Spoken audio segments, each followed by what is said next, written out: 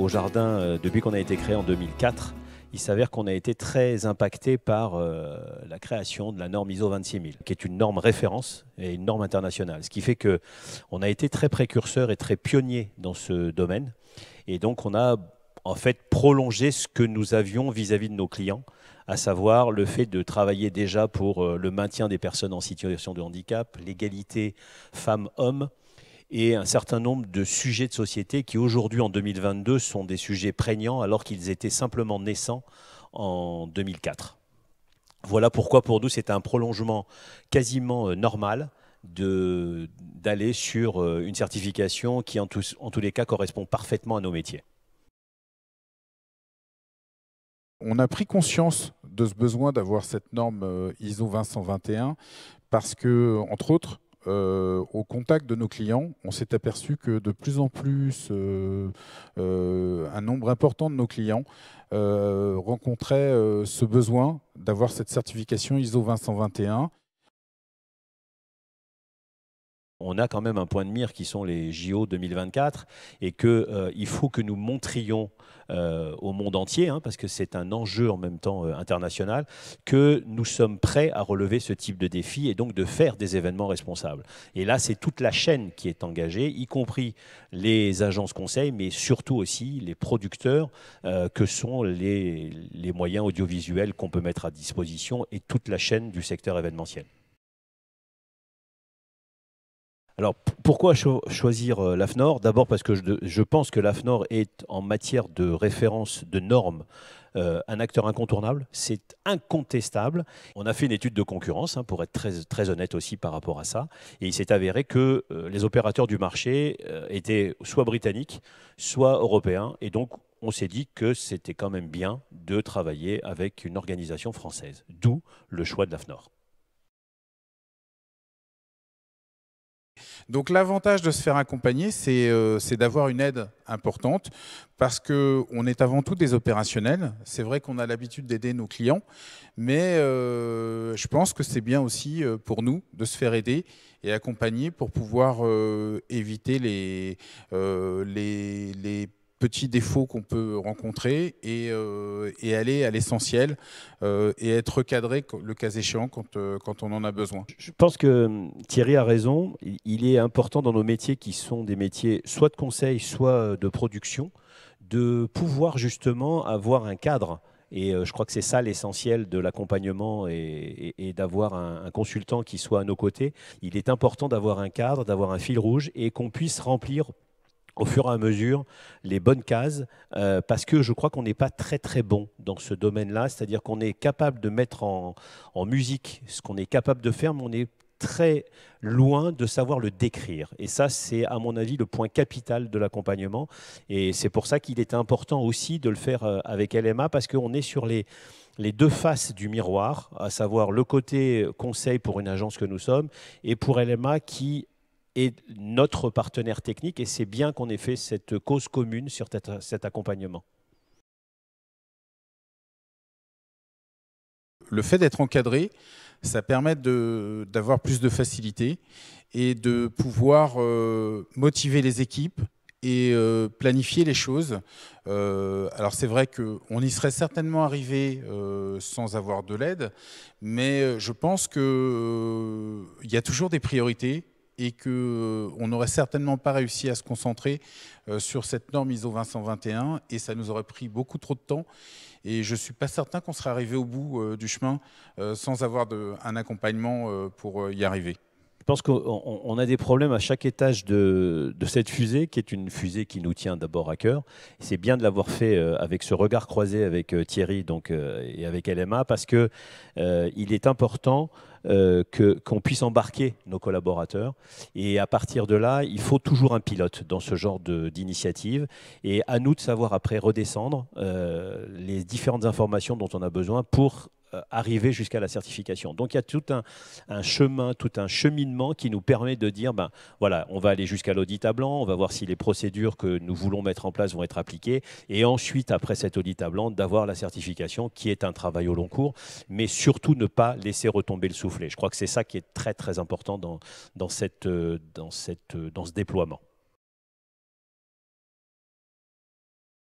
Il y a plusieurs faits marquants depuis qu'on a commencé cet accompagnement. D'abord, je crois qu'un fait marquant, il ne faut pas l'oublier, c'est que si on est là autour de cette table et dans ce studio, c'est qu'on a une volonté commune avec LMA et notamment avec Thierry de partager justement cette nouvelle vision qu'on doit avoir sur la mise en place d'un événement responsable. Je crois que lui, de son côté, il est parfaitement au fait de se dire, ben voilà, on va essayer aussi de faire des choses en termes d'économie, d'énergie, en termes de nouveaux matériels. Il a quand même un budget qui lui est consacré par rapport à ça. C'est ce qu'on appelle un peu aujourd'hui et depuis des années recherche-innovation. Donc c'est important de s'adosser à un partenaire qui aussi reste en veille et est capable d'être un peu proactif par rapport à ça. Et nous, agence, on en a évidemment besoin parce que ça nous permet aussi de délivrer ce type de message à nos annonceurs. Donc nos annonceurs, nos clients, voire nos prospects quand ils ne sont pas encore dans notre portefeuille. Je rebondirais sur notre implication, entre autres, sur les moyens écologiques, parce qu'on a vu en termes de technologie les choses évoluer, entre autres en lumière, puisque depuis une dizaine d'années à peu près, les éclairages ont beaucoup évolué vers l'éclairage à LED. C'est d'abord, de stabiliser notre équipe, c'est-à-dire d'éviter d'avoir du turnover, parce que je crois que les belles histoires s'inscrivent dans le temps. Et donc, ça veut dire qu'il faut qu'on ait une équipe qui sache de quoi elle parle, c'est-à-dire qu'elle sait d'où elle part, mais elle sait surtout où elle va.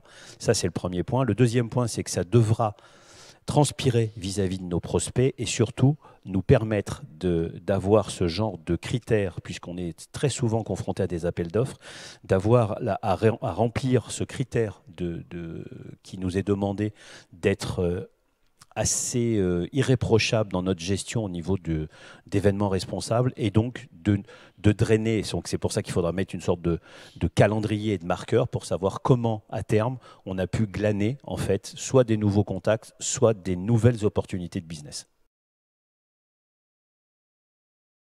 Dans la norme ISO 20121, il y a une partie qui concerne des entretiens pour permettre d'évaluer les compétences des équipes et donc de s'assurer de leur évolution dans l'entreprise. Je rejoins Patrick quand il parle de ses compétences et aussi d'être capable de garder les salariés dans l'entreprise. Bah, c'est vrai que moi, je peux dire que chez LMA, on a quand même privilégié la longévité. Je crois que la plupart des salariés qui sont rentrés dans l'entreprise sont toujours là. Et donc, c'est aussi une preuve, mais ça ne suffit pas aujourd'hui. Il faut faire des évaluations, il faut aller vers eux pour les entendre, les écouter également. Donc, ça fait partie des performances d'une entreprise que d'avoir des salariés. On parlait tout à l'heure également du matériel. Il faut évoluer avec son temps, évoluer avec le matériel. Et donc tout ça, donc il y a une partie performance humaine, il y a une deuxième partie performance technique, et puis une troisième partie qui est la partie pour moi importante également, c'est la volonté de ne pas perdre de clients, voire d'accroître sa clientèle, et que ça revient régulièrement. Donc on a certains clients qui nous ont alertés, qui nous ont dit il faut vraiment vous y mettre parce que certains de vos concurrents l'ont déjà fait et ont pris de l'avance sur vous. Il est temps de rattraper le retard. Et puis voilà, on ne peut pas être l'une des plus anciennes structures du secteur et ne pas se mettre à jour et mettre nos logiciels à jour. Voilà. On va partir de l'essentiel. L'essentiel, c'est de ne pas perdre de clients aujourd'hui, compte tenu de la conjoncture et du Covid, qui nous a quand même pas mal pénalisés depuis 2 ans. Et puis, une fois qu'on aura consolidé nos clients, on pourra aller en rechercher des nouveaux et on pourra se servir de cette norme ISO 20121 en disant, voilà, sachez que nous, on a fait le choix de répondre à de nouvelles normes éco-responsables, RSE, pour pouvoir aller vers vous et vous rassurer dans ces solutions apportées. Moi, déjà, je considère que le projet est déjà réussi. Pourquoi? Parce qu'il a été déjà embarqué avec 2 structures qui, d'abord, ont un certain nombre de codes génétiques en commun. Et donc, à partir de là, c'était important de les réunir. Donc, pour moi, déjà, cette première étape est une étape importante et réussie. La deuxième, pour réussir, évidemment, c'est d'être amené jusqu'à la certification. Mais en même temps, c'est ce que je vous disais précédemment, à savoir que si on arrive à convaincre de nouveaux prospects et que ces prospects se transforment en clients, ce sera vraiment un gage de gain et de victoire par rapport à la mise en place de cette norme ISO 20121.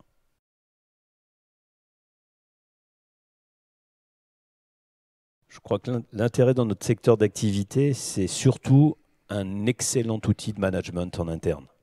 Parce qu'on pourra on fait adhérer en fait nos collaborateurs justement à ce chantier qui est un chantier au long cours et que, ayant dans le passé été sur la norme ISO 9001, je me suis bien rendu compte que ça permettait, un, d'avoir un pilote, deux, d'avoir des relais, et trois, grâce à cette effervescence, d'avoir une sorte d'émulation et de stimulation. Cette norme, elle doit améliorer la qualité du travail des gens qui travaillent pour nous, que ce soit les permanents de l'entreprise et également les intermittents du spectacle qui interviennent au quotidien. Donc à partir du moment où on va pouvoir mettre en place cette norme, bah, ça va permettre de fluidifier les rapports et d'améliorer les rapports avec les clients. La certification va nous servir d'abord à rassurer nos clients et donc à nous permettre d'être au plus proche d'eux et de leurs inquiétudes. Vivre avec son temps, ne pas être égoïste et donc penser que si on agit individuellement, automatiquement on va servir la collectivité. Et donc grâce à ça, je pense qu'on pourra améliorer un tant soit peu cette préoccupation qui est le développement durable.